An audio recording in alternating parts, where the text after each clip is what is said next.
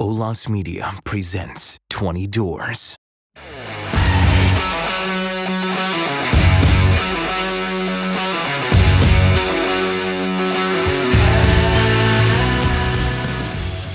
Welcome to 20 Doors. This is Nathan Abbo, your host. Today I have a special guest, my good friend of 25 years maybe, Chad Peace. Chad is a very successful attorney, one of our smartest friends, co-founder of IBC. He is a nationally recognized political consultant. I'm proud to call him a friend. And he's on the show today because Chad is also an advocate of real estate, an early real estate buyer, which is one of our topics today, and buying early in life. Chad, how are you? Thanks for being here, buddy. Yeah, I don't know about all that stuff. I think you embellished it a little bit. Well, some of our friends say Chad's a genius. I only recently realized that late last year when he called me and said, "Hey, I want to pick you to be my real estate agent." So then I was like, yeah, it's true. This guy must be a genius. He knows what he's doing. So we're going to talk about a couple deals. I mean, a couple topics and why I brought Chad on this show, because he felt kind of perfectly in line with what I want to talk about. That's how his deal went. So two topics today: buying early in life and strategy in today's market. Okay, so buying early in life might happen by accident, it might happen by strategy, but it happened to Chad nevertheless. Tell us about your first purchase. Well, I mean, you also got to have some factors of luck that go into it, right? So I had just been getting out of law school. I didn't exactly have a lot of money. I had a lot more loan debt than I had cash at the time. And I was really looking for a condo and something, and I was just driving around San Diego. I'm at the time living with my sister-in-law and their second kid, helping them take care of kids. And, I'm an adult. I need to get out of here. I went to law school a little late, so I was closer to 30 years old. And I was just driving around San Diego. I happened to be driving through North Park. Never really drove through North Park, but there was a sign out there, house for sale. Not listed on the MLS, not on any of the websites or anything. And I just got a luck of timing that they were selling the house fast, needed to get out. I didn't have the down payment for a house like that. So I went to a friend to say, "Hey, can you help me out?"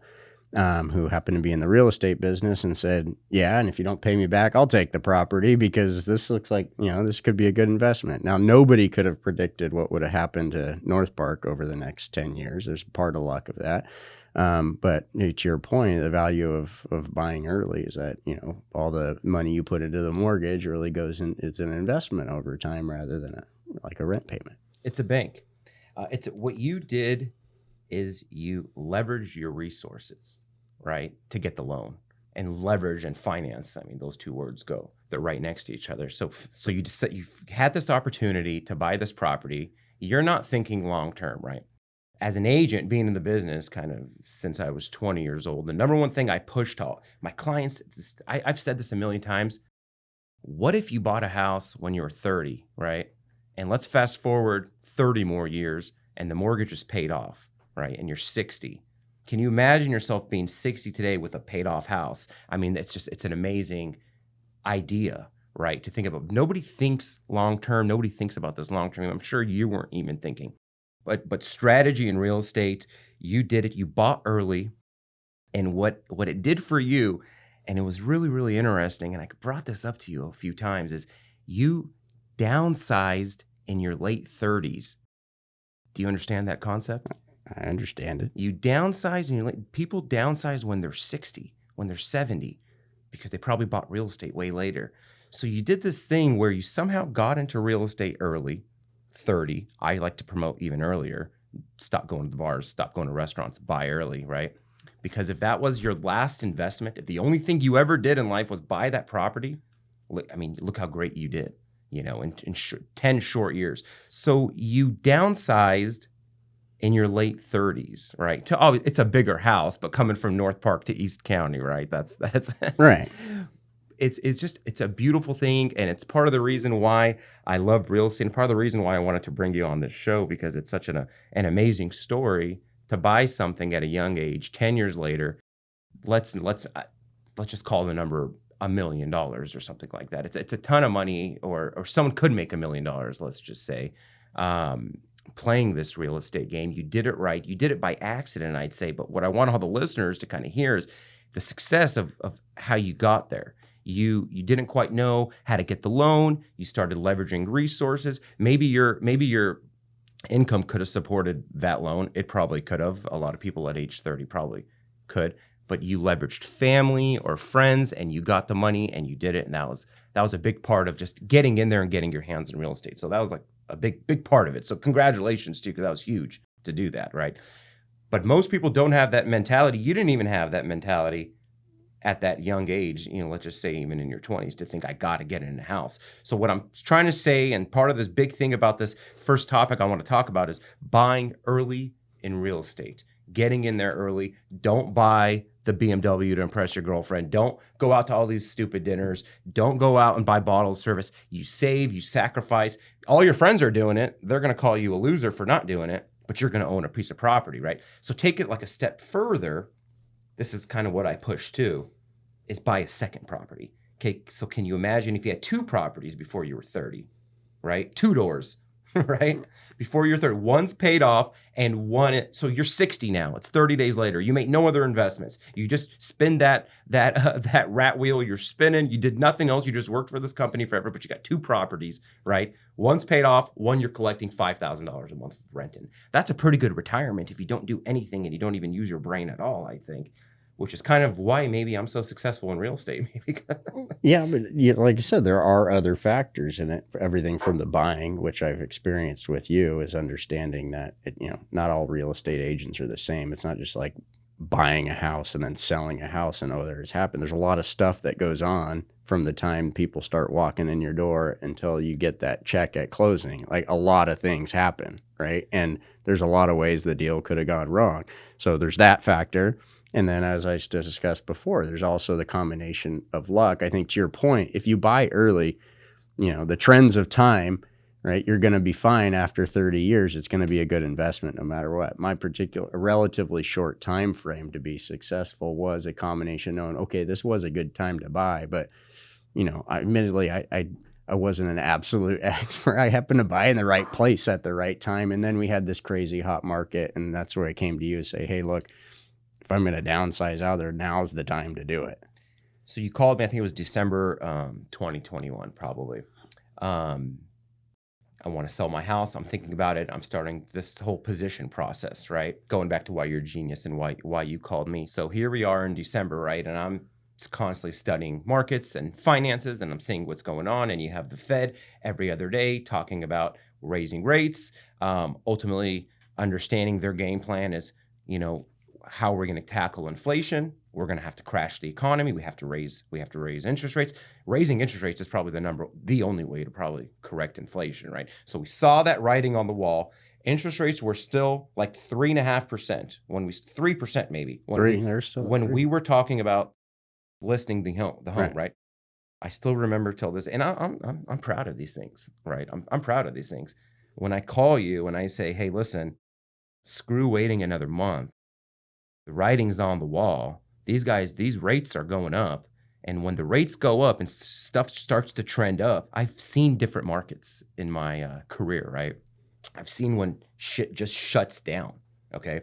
And I'm not saying real estate just shut down now. It's definitely slower, right? But when rates start to go up, people start to get scared and they start to think, oh, I'm going to wait till the market crashes. And that just starts fueling this whole thing, right? So we said, hey, Chad, don't wait. I think you were going on a trip. Let's list it right now. I'll take care of it over here. We have to get in contract before these rates start to trend up even more, right? We did that. And look what happened now. Rates are at 7.5%. On your property, I was running numbers, right? If we were to sell today versus when we sold, I think it was like in April or something, or May, the buyer's payment difference would have been $3,000 a month difference. That's like extremely and then going significant. And buying the house that I replaced it would have been even more than that. Exactly. Right. So, I think there's a combination of factors too. On there is, one, you got to have a real estate agent that takes credit for your own foreshadowing. That's a joke. That's a joke, Nate. No, Nate really did. Serious He business. he really did. I was going on this trip, and we had this conversation, but he's like, no, you got to get it up now, and he made the absolute right call, right? And there's the combination. Yeah, I did come into it. I had a unique situation where I had an opportunity to live next to my parents out east, right? And I'm sitting here on a property with, high 2, low 3 interest rates, and from between the political landscape and the inflation talks that were coming, and then a real estate agent that I call saying, look, this, it's coming. We don't know if it's going to be next month or 6 months or even a year, but there is not, your risk reward of holding on for another month is not very high, right? So do it now. And luckily we did it now. We listed high, we got it. The market's different. When you listed, you can almost list at whatever number you kind of thought somebody would pay in an overpriced idea, right?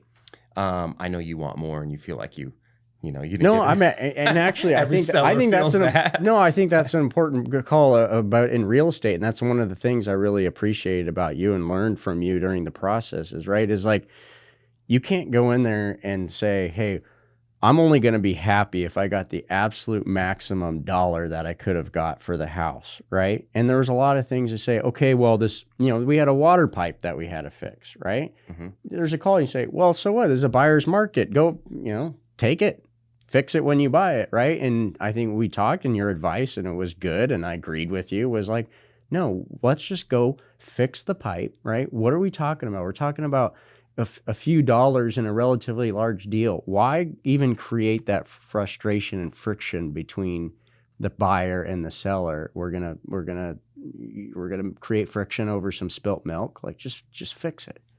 There's certain different markets offer different kind of entitlements for the buyer and the seller, right? You're supposed to get different things in different markets. In a seller's market, you get the world, right? You don't have to do anything. You don't have to bend over. Whoever's going to pay me the most, I'm going to take it. We were kind of right in the middle, where that seller's market was turning into a big buyer's market, right? Right. Fixing something like what was your case? It was the drain line. There was a drain pipe going into the city sewer system, and it was kind of corroded, and the inspection showed that it needed to be fixed, right? There were other things in that inspection, plenty of other things. There's always going to be a million things in the inspection. Some things should be fixed, right? Right. Just because you're the seller, we're not here to have some sort of big conflict between the buyer and the seller. That should be working, right? So that was a very minor thing to fix. I think we fixed it. We said yes right away. We played this position like, no, we want this working for this next buyer. That prevents a lot. That keeps the buyer happy when we close. That prevents a lot of no buyer remorse, less buyer remorse, because you can imagine somebody it was always might have it. It was a cordial process through there, and there's a lot of points where it couldn't have been. I mean, they forgot to add the laundry machines into the list of items that they purchased. So technically, we didn't have to give them the laundry machine, right? Yeah. And so they say, okay, here's a bunch of stuff that's nitpicky, like, okay, this wire shouldn't be a standalone wire and do this kind of stuff, like that kind of stuff. That's going to be more, trouble than it's worth to go do it. It doesn't cost a lot of money. Fine. Fix the pipe. Okay, you can have the laundry machines, right? What am I going to do? I got to cart over some, relatively older laundry machines to my new house and new ones anyway, right? So it was like, have the laundry machines, fix the pipe. Okay, this other nitpicky stuff, we're not going to do with it. And I think everybody was happy with it. And yeah, could you have, not have had to spend that much money to do it, or gotten a few $1,000s for the laundry machine? Okay, that's technically we're getting more money, but is that really worth it in a deal like this? Can you imagine falling out of escrow in that deal? The reason why you want to babysit a deal like that, and timing wise, can you imagine falling out of that deal, jumping into a new market with a 1% higher interest rate at the time? Everything changes. Yeah, it's a whole dynamic. It changes, right? Fast forward 3, 4, 5 months, it's 3-4% more. It would have been a whole different landscape. It would have been much different. Yeah. Would you say your purchase of that property and sale was life changing? Well, yeah. I mean, of course, it would have gained a lot of stability, and a lot of now I'm into another house and have equity already in that house, and was able to get it, and I locked in a 2.74 interest rate on it. That alone allows, so the house might cost this, but you couldn't buy that house today. I couldn't buy it today because the interest rate doubled, tripled. And I ask you that question because real estate is such a beautiful asset. I'm not saying that because I sell it. This is part of this. The sales part is I'm not a salesman. You know what I mean? I just believe in the product. You know, good salesmen always say that they're not really salesmen. I'm the shittiest salesman ever. I mean, I don't have these little taglines and different things. I just, I know the product, right? And I can only sell something that I think is going to work. But 30 years old, 8 years later, it's like passive income. You're paying rent. Let's just call it rent, but it's going into a bank for yourself. The asset's growing like crazy. You don't even know the asset's growing. Then all of a sudden, because of policy and different things going on in our world, your real estate goes up like 30% in 2 years, just those last 2 years. I mean, that's nuts. But that's part of the luck. You couldn't have foresaw 10 years ago that you're going to have this blip of time where the market's going to go way up. Or at the same time, you have an opportunity. You have a 1-year-old kid and you have an opportunity to move next to your grandparents and stuff. Those things are just circumstances of time. Some people call it God. Some people call it karma. Some people just call it dumb luck. Whatever whether you're religious or not, it doesn't matter. It's like you can't predict those types of things. And yes, I feel blessed that all came together at the same time. But to your point, like if you buy early, over the course of 30 years, you're going to have the moment, right? Mm-hmm. There may be a moment when everything crashes below, right? But you have to anticipate that there might be lows, there might be highs, there might be this. But at your moment, right, to make a move, you got to make the move. And that's that's kind of the call that you got from me was like, this is your moment, make the move. I said, okay, let's do it. Some people call it luck. I call it putting yourself in a position to be lucky. It's probably like a better way to describe it, because if you weren't invested, that luck had no chance of ever hitting you, right? That's why I gamble. Well, yeah, you should. Just kidding. I actually don't gamble. Yeah. I know my newest client is a professional gambler, and we just found out that the bank can accept his income. So he's going to be really excited to hear that. So don't worry about gambling.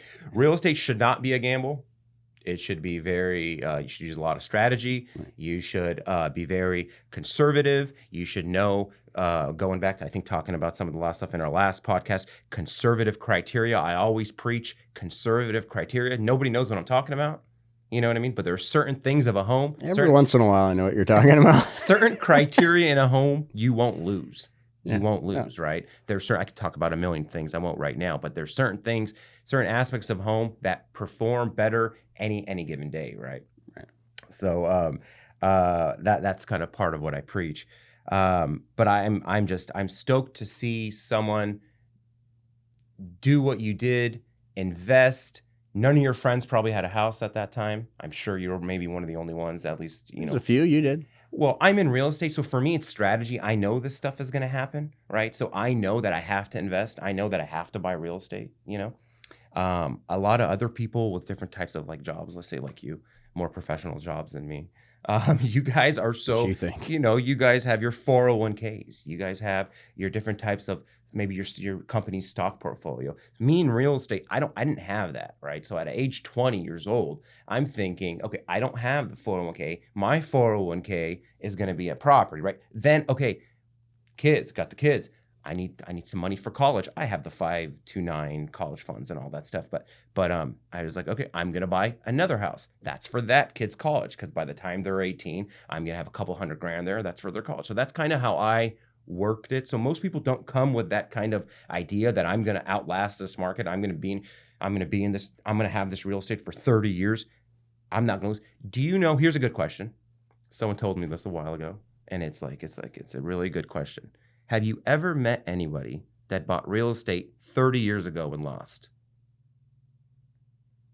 I don't know anybody. Have they lost any? Has anyone lost? Has their property has their value went down from 30? I don't think there are properties that have gone down in the last 30 years. It doesn't work like that. Real estate is 100%. Well, not in this country. Some countries, maybe.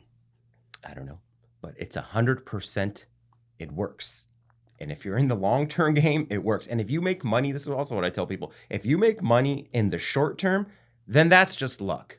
Again, you positioned yourself to acquire that, to get that luck, right? Mm-hmm. But that's not how real estate's supposed to work. You buy real estate, you buy today. It's a long-term game. And one thing I can guarantee you, with the conservative criteria that I just talked about, it's 100% you will have a successful investment. So that's what all of these new people that are entering the market who are super maybe scared or don't know, or the landscape adjusted because now their payment is more, there's still a ton of opportunity, which leads me to my next topic that I wanted to talk about in this podcast, and that's strategy in this market and who's this market for, right? Because in every market there's the right investor for every market. And by the way, there's money to make in every single market. It takes adjusting, right? But in this market, and we're talking about just the primary buyer, right? This is a huge market for a big group of people. And that group of people is the move up buyer. Okay. Who's the move up buyer? I need to sell to buy another house. That was an impossible thing to do in the last 2 years. 50 offers on every property. Sellers didn't want a contingent offer, contingent upon selling their home first, right? That was an impossible thing to do. So you had a lot of people staying put, right? They're like, well, what am I supposed to do? I can't sell my house and then go rent. Nobody does that. Or what am I supposed to do? Sell my house and do a rent back from the buyer of my house for maybe 2 months and hope I find a house. How are you going to find out? There's 50 offers on every property. You know what I mean? You're going to take that risk of being on the street. So it kept a lot of people put, right? They weren't doing anything. A lot of people need to move up. You know, a lot of people need a bigger house. You needed a bigger house. You know, a lot of people have kids. A lot of people bought their first. I did have to live in an apartment with my dog and my wife and my 1-year-old kid. You for had 5 to months. do it. There you go. You had to do Yeah. it. You know, it's the same kind of thing. So now we're falling into this market where, guess what? There are no offers on these properties. Okay. So there's two big strategies and two big genre of people that I want to talk to, that I'm speaking directly to them actually today. And I want them to start thinking, they might be thinking, oh, I'm going to wait for some time the market or something. Good luck with that, right? And no one's timing the market. No one knows what's going to happen next, right? But the move up buyer, let's sell now and find another house, write a contingent offer on that house, and close at the same time. So we're going to close that house. The funds from that house are going to go to the escrow of the new house. Everything happens simultaneously at the same time. It's the perfect situation. It's one of the most stressful things to do. Mm-hmm. It's very, very difficult to do. Most agents can't even pull this off because it's a very, very hard thing to time this all perfectly in the right way. Right. Too many moving parts. We're finally in a market where you can move up. That's very, very valuable. So then you might say, well, interest rates are 7%. What am I going to do? Well, guess what? These are the rates. You know what I mean? You have to get used to this new landscape. If you can't afford $1 million house at 7%, you have to adjust and you have to buy something different. This is the market, right? So that takes me to kind of the next part of how to strategize in this market. For that same buyer, leveraging and finance, kind of going back to what we were just talking about earlier at the beginning of this podcast, there are options. It's not just a 7%. A savvy agent and a savvy lender will show you some good options. I just put a deal in escrow at a 5% 30-year fixed. It's a portfolio loan. The guy had money in his bank. He's buying it's around a $2 million place. The bank said, we'll give you this loan. We'll finance it ourselves. We're not going to sell the note. We're going to service the note, and we'll give you a 5% interest rate. So 5% translated to $2,000 a month on that sale. That's huge. Like, guys, you guys need to listen to me. That's huge. Okay. So that's a big deal. Next, we have these ARM rates. It's an adjustable rate mortgage. So for that same person who doesn't have a ton of money in the bank, where the bank will do a portfolio loan, meaning, you know, they're going to give you the loan not based on government Freddie Mac guidelines. It's just that specific bank's guidelines. Across the spectrum are these ARM loans. Again, this sounds maybe kind of gibberish to some people, but it's very attainable. A 5% interest fixed for 7 years. Then it turns into an adjustable every year or every 6 months after that. That's a totally fine loan. I'm the most conservative investor, right? That's a totally fine loan because we've seen the Federal Reserve do this a million times where they completely dictate the markets through their interest rates. So when stuff starts to get bad, guess what? They drop the interest rate. I really feel like the rates will drop in the next few years. So you get this low interest rate, you're saving $2,000 a month, $3,000 a month. A year later, 2 years later, you refinance. I think I don't see values dropping between now and I see stuff slowing down. I see flatlining. I see a minimal growth. I don't see a big drop in pricing, right? So if you can If you can facilitate this move up, sell and buy, get that low rate, there's no reason anybody shouldn't be looking at real estate right now. That's like the next big thing. Okay, going back to another type of buyer who should be looking today is an investor, right? Because you need to be writing low ball offers right now. You need to be looking at this market time right now, right? People aren't doing that. I put another deal in escrow, 200 grand off the price. 200 grand off the price. That's a big deal. So you go in there, you see this market time, 30 days, 25 days, 30 days, and we're writing these low offers, but we're putting together some pretty cool deals. So this is that time. You're not going to be able to do this once rates come down again and people start to go crazy, or once they figure out some way to incentivize a buyer again, which they will. 40-year loans and stated income loans, all that stuff's coming back. Well, that's something I always look at. And you look at my house, and it's actually even higher than I sold it right now. And if you go on Zillow or Redfin or something, you go, oh, you sold it too early. Could have got more. It's like that. Those prices don't mean anything at the end of the day. It's what somebody's willing to pay for it, right? And their algorithms, in the algorithm world we live in today, you can say, well, this is what it is. But like you're dealing with the reality on the ground of what goes into and out of every deal. And the most important thing is like people need to, from my perspective, people need to understand is like, the value of your home is what somebody is willing to close a deal on, right? It's not what it says on Zillow or what it says on Redfin or what your friend down the street thinks your house is worth, right? It's what you actually close the deal on, right? And right now, to your point, yeah, if you have the money to go in investment, and especially if you have the cash and don't need to, get a huge loan, now's the time to say somebody may have listed their house for $1.5 million and in their aspirational world, and, they may think they want to get that, but maybe in a position that for 1.25 or something, they'd be willing to give it up because that's the best offer on the table. Well, just like buyers may be scared, and this whole thing is ran through confidence, right? Just like buyers may be scared, sellers are scared during, I love these. These are my markets. Transitory markets like this is my market, because I go in there and I find vulnerability with these sellers, and we get the best deals out of them. They're scared, right? So if you have a house sitting on the market for 3 weeks, 4 weeks, it's not listed, you're watching the news. I think the 10-year Treasury this morning was at like 4.1 or something. It's the highest it's ever been. That kind of 10-year is tied directly to these interest rates, right? So as you see that 10-year go up, automatically know your interest rate is going to go up too. So sellers see that and they know that, and they're hearing all this bad stuff on the news. They're gonna consider any offer. They're gonna consider these offers. Where I'm finding a lot of opportunity right now, a lot of people are inheriting homes. They're inheriting homes. Their family's dying. They get these houses, right? A lot of them need work because they've been just rental properties forever or something. They list it. It's $2 million. There's 5 people there, five siblings. They all want their money, and I know that because it's a trust sale, or it's that's how they're identifying the property. That's what they're selling. And I'm going in there. I'm like, oh yeah, all right. Well, 5 people. There's 5 siblings. Well, what the hell do they care? 50,000. Let's offer them 200 less. What do they care about? Yeah, they're going to split it up 5 ways, and they didn't have any skin in the game to start with, right? And that's what I'm going to say is like. Somebody going, a seller should be looking at now is going, okay, well, I could have got 1.4 million, 3 months ago. Well, 2 years ago, you could have only got 800, 900,000, right? So from that perspective, if you wanted to move and you want to move now, yeah, it's a bad market, but you would have been like, wow, I can't believe I got $1 million for this home a couple of years ago. And now you're sitting here spilling milk because you can't get the 1.4 you could have had, 4 months ago. You're going to do fine. You only have $400 or $500 into the house in the first place, right? That's actually a good point. That's a good point for someone out there listening, because they're thinking market's going to crash or something, or a seller thinks like, the sky's falling.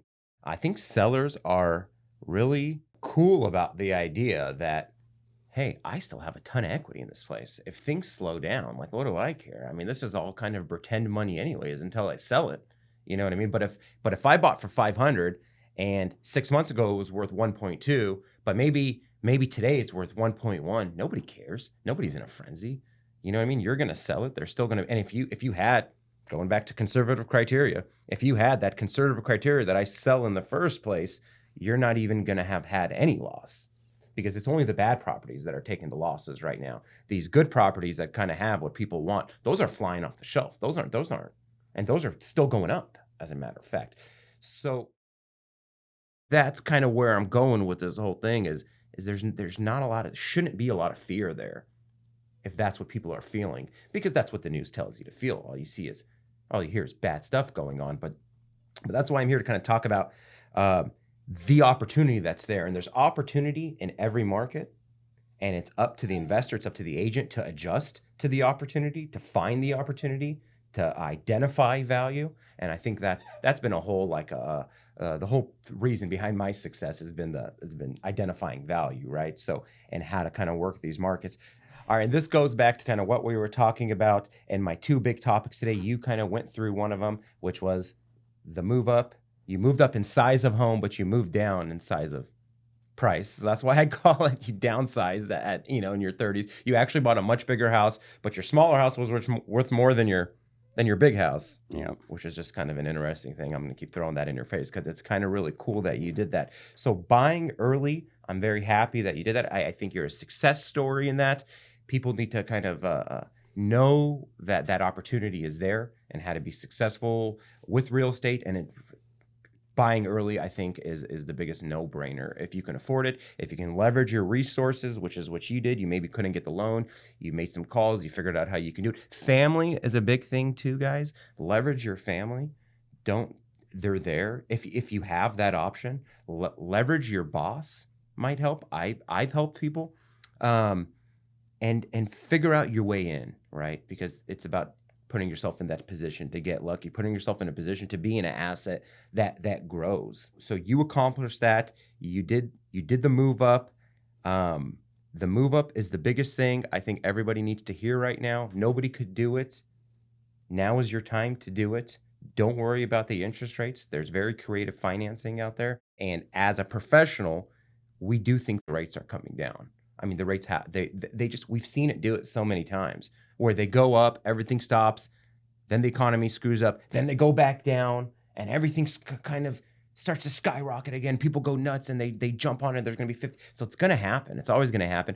You have to have an exit plan in real estate, right? You can't afford it. You lose your job. That's the number one thing. The easiest exit plan is, well, you can sell if there's equity, and there's probably always going to be equity if I sell it to you, right? But the other exit plan is renting. So have your exit plan. Make sure your rent is maybe the same amount as your mortgage, or you can figure out a way if you have to kind of throw some more money on top of it to manage it. But you should usually always be at a breakout even point. There's your exit strategy. Shit hits the fan. You rent it out. You go move into something that you feel like is more affordable for yourself. Maybe a small apartment. I don't know what would cause you to have to, for shit to hit the fan. Maybe get a divorce or something, or maybe like you said, you lost your job or something. That's the only way. But that's how you kind of have to look at, I think, how to take advantage of today's market, right? You look at kind of all those variables. How can I make money in today's market? And that's how you do it today. It's the low ball. Go in there, low ball. Make yourself a deal. If you think the market's crashing, go and try to get tomorrow's price today. It's very, very vulnerable moment. This type of vulnerability won't be there forever. It's happening during only these kind of transitions. People are scared. Sellers are scared. Go in there and take advantage. Get a good deal. And I think it's totally there. 3-week market times, 4-week market times, 2-month market times. Those are they're asking for offers. Send me a low offer. I'm overpriced, right? And I'm doing that, and we're putting these deals together. When we could otherwise never even imagine. These offers would get thrown out in a second. They wouldn't get looked at. But now there are 0 offers on these properties. So take advantage out there, people. This is your market. This is my market. I love this market. You should buy another house. I think you should. See, I'm not good at selling. I'm not a salesman. I am not a salesman. But if you ask me what I think will happen in real estate, I think real estate will probably double in value in the next 10 years. And that's probably can be a whole nother show that we could talk about, but I have my reasons. And I think because of inflation and because of money printing and because of a lot of other things going on in the world, I think real estate is going to be one of like an untouchable asset as we spread the wealth gap. And as that continues to spread and the middle class continues to kind of disappear, I think higher end real estate is going to do really well. Actually, I'm looking at higher end real estate right now as investments, not even to live in. I can't afford the big $10,000 payments. I don't want a $10,000 payment, right? That I want to have to pay out of my pocket. But I will invest in those properties and I will rent them out because strategically, I think we're going to see good gains in those properties. I know I'm going to make money on it in the long term. Somebody else is going to pay my mortgage. And then now I have a $3, $4, $5 million asset that I don't have some crazy income. I can't afford that, but I can afford to invest in it and I can afford to have someone else pay the mortgage. And then I will also realize the gains 30 years from now when there is no mortgage. So that's kind of been my strategy, and it's a working strategy. So for you and anyone out there listening, you have one, right? You have one now. Buy your other one. So when we're 60, we can say, hey, Nate, thanks. These are both paid off. I'm in the best position ever. My house is worth $5 million. My investment is worth $5 million. I've got $20,000 coming in a month. I got no mortgage payment, and I didn't have to do anything else for the rest of my life. This is it. Well, we got kid 2 coming in about 3 months. So how about you have that conversation with my wife and see if that's a good idea? There you go. That is a good idea because you should buy your kid a house. This is a whole nother thing. We'll kind of end on this. Buy all your kids a house, guys, if you can. This is Nate, not a salesman. How are they going to buy a house later? How are they going to buy a house later? I know. I feel terrible for the next generation. It's tough. Parents are buying their kids houses. They're helping. And, some people don't have the parents to do that. I get it. You go there, you make your sacrifices, you do what you need to do, right? You just need to get invested. So that's what I wanted to kind of elaborate today. That's what I wanted to tell people today. We're in this market where people are stressed out about what to do. Their payments are more. What do I do? Well, the first thing you do is you don't buy a stupid property. You don't buy because you think it's your dream property. You call an agent like me. You find out what I'm preaching with conservative criteria. You buy something like that. You have your backup plans, right? And I guarantee you're going to be successful. And I actually guarantee. It's hard to make these guarantees, but I guarantee you're going to see like a yield or you're going to see a successful deal. You did it for me. Yeah, I did it for you, but for you it was on accident, and for a lot of people it's an accident. They buy a house because they needed to, and yeah, but like I said, you had luck, but then also all the stuff that went along the way. You made sure that you captured that good situation, whether it's luck or whatever else it is, because there's a lot of things you could have missed the moment, right? If you didn't handle the deal right, we could very easily miss the moment, and then we'd be looking back, how did we not take advantage of that time? If you find yourself investing in real estate by accident and you're successful, imagine investing in real estate using strategy. Boom. Seriously. It's a big deal. Imagine talking to someone who knows what they're talking about, tells you buy this house, not that house, right? Using some strong strategy. You're 20 years old. I got to get you in this house and you got to buy this house and not that house. And you didn't do it by luck. You did it by strategy. Your return is probably tenfold. Makes sense, right? It makes sense. As we close this session, I wanna ask you a very serious question. How was your experience during our real estate deal and your experience working with me? Like I said, I got to know you in a different way. I've known you as friends, for, I don't know, 25 years or something. So I got to know you in a different way. I knew you were successful. I had other people say you're a great real estate agent, right? But you get to see it when you go through, because in part it's a slow process and in part it's a fast process, right? But I saw how responsive you were, not only to me, but to the buyer side of the equation, and making sure and thinking strategically about every step. Nothing ever was a curveball that you couldn't hit, right? Things come up. There's the pipe. There's this question. There's this question about, all these things come up, right? You always stayed calm. I think you always gave good advice. You listened to me and say, okay, well, you understood what was important to me and what was not. A lot of these are not monetary decisions, right? Not everything is about a dollar in, dollar out. You understood that. And at the end of the day, the most important thing is getting the deal done where the buyer, the seller, they're happy. Everybody feels good about the deal. And I saw how you managed that process.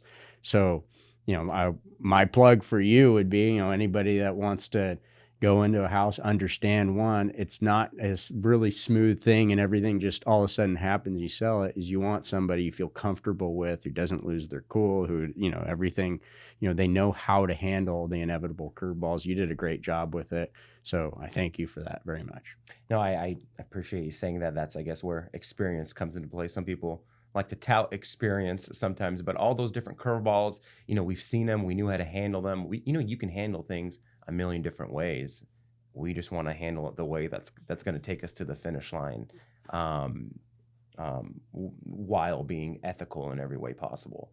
And we did that. So thank you for saying that. I'm happy you had a very successful transaction.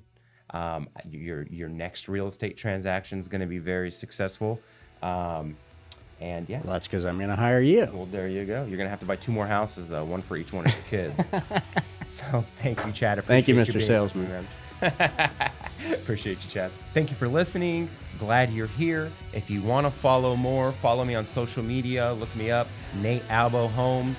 Find me on Facebook, Nathan Albo, to hear more about real estate and other things going on in my world. OLAS Media.